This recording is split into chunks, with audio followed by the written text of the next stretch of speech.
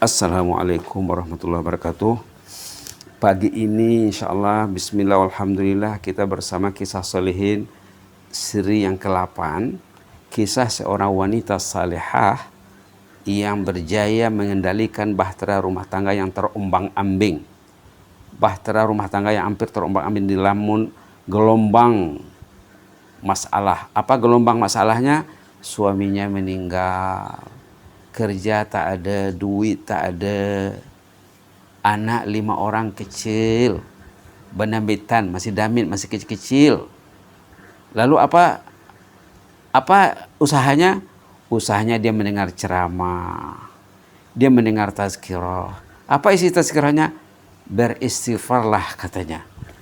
Dalam ceramah dia dengar hadis Nabi dibacakan, man aksaral istighfar ja'alallahu lahu min kulli hammin faraja wa min kulli dhiqin makhraja wa razaqahu min haitsu la yahtasib. Wah, didengarnya hadis ini masuk di hatinya. Itu perlu ya. Kata ulama, kalau kita mendengar ilmu paling kurang ada 3 benda sama kita, 3M. Nah, jadi orang baik kalau mendengar ilmu paling kurang kamu mesti mempunyai 3M. Apa tuh? Pertama, ingin tahu, mengetahui, ingin tahu. Yang kedua, mengamalkan, ingin mengamalkan. M pertama mengetahui, M kedua mengamalkan, M ketiga menyampaikan. 3M. Ingin tahu, mengetahui, ingin mengamalkan, nah ingin menyampaikan. Jadi disampaikannya dalam kisah ini. Nah, apa ceritanya? Dia rajin beristighfar, anak-anak dididik untuk beristighfar. Bukan dikasih handphone ya, dididik untuk beristighfar. Berapa lama? 6 bulan beristighfar. Allahumma ighfir lana warhamna wa tub alaina innaka antat tawwabur rahim. Allahumma ighfir lana warhamna wa tub alaina innaka antat tawwabur rahim. Astaghfirullahalazim, astaghfirullahalazim, astaghfirullahalazim. Ghufranaka rabbana wa ilaikal masir. Rabbana zalamna anfusana wa illam taghfir lana wa tarhamna lanakunanna minal khasirin. 6 bulan dengan yakin. Subhanallah. Akhirnya dia mendapat durian runtuh, dia mendapat sumber keuangan, dan anak-anaknya masuk sekolah. Bila ada besar usia sekolah, masuk sekolah, katanya anak pertama hafal Quran, anak yatim yang tidak ada ayah, hanya ibu tunggal saja yang mendidiknya.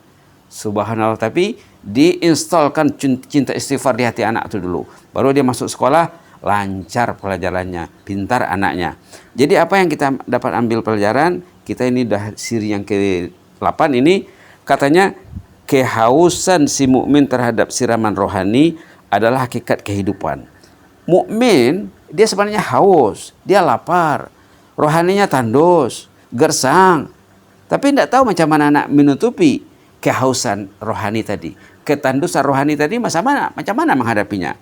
Banyak orang yang terbiar rohaninya yang gersang, yang tandus, tidak terurus. Si ibu ini diurusnya dengan mendengar ceramah dan beristighfar. Seterusnya, beri pentingnya si hamba mendekati ahli ilmu secara berkesan dan dengan berbagai cara. Kita kena dekat dengan sumber ilmu karena mendengar ceramah. Sekarang sudah senang, di ujung jari boleh mendengar ceramah, tapi pandai-pandailah memilihnya karena banyak mau dipilih. Dengarlah ceramah yang dapat mengubah kehidupan sebagaimana yang terjadi pada ibu ini, berubah hidupnya. Berikutnya, perlunya peranan media dakwah dalam kehidupan agama. Media dakwah perlu. Kita tidak dapat ceramah ke masjid, tidak dapat mendengar ilmu di kelas. Sekarang sudah mudah, sudah ada Zoom, sudah ada Google Meeting, sudah ada sudah ada YouTube. Tinggal nak memilih saja macam mana.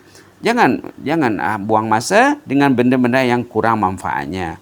Dalam hidup ini ada benda yang tidak bermanfaat sama sekali. Ada yang kurang manfaatnya, ada yang 50-50, ada yang tinggi manfaatnya, ada yang betul-betul bermanfaat.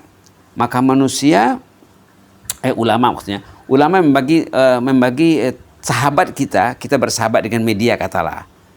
Kalau dulu manusia bersahabat dengan manusia, katanya manusia itu ada 3 kelompok. Pertama, manusia itu seperti makanan, minuman.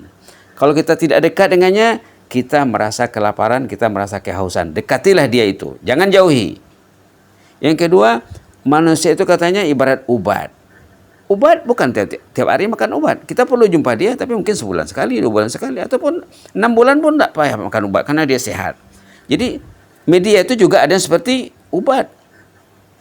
Kita tidak perlu hari-hari. Yang ketiga, kata ulama, ada yang sahabat tuh media itu ibarat racun penyakit. Ibarat racun penyakit. Bila kita berinteraksi dengan media tuh, hati sakit, minda sakit, semua sakit. La ilaha illallah. Jadi pandai-pandailah memilih ya. Sama ada tadi apa tuh makanan, minuman asas yang diperlukan hari-hari.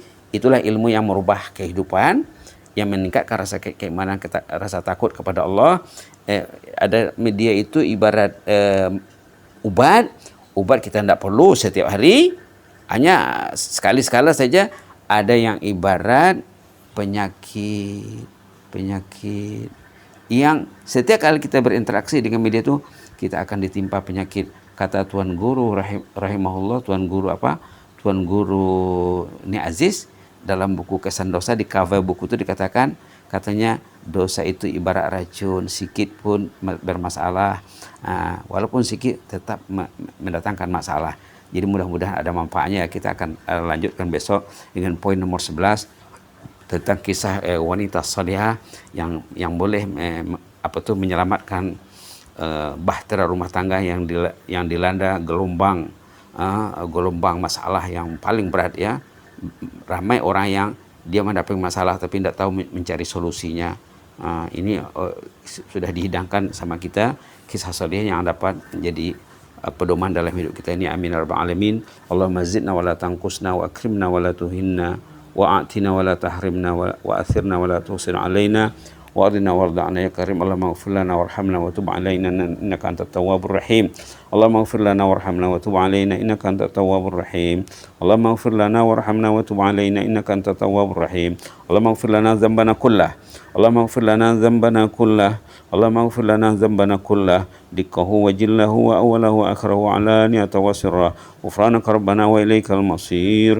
Ghufranaka rabbana wa ilaikal masir. Ghufranaka rabbana wa ilaikal masir.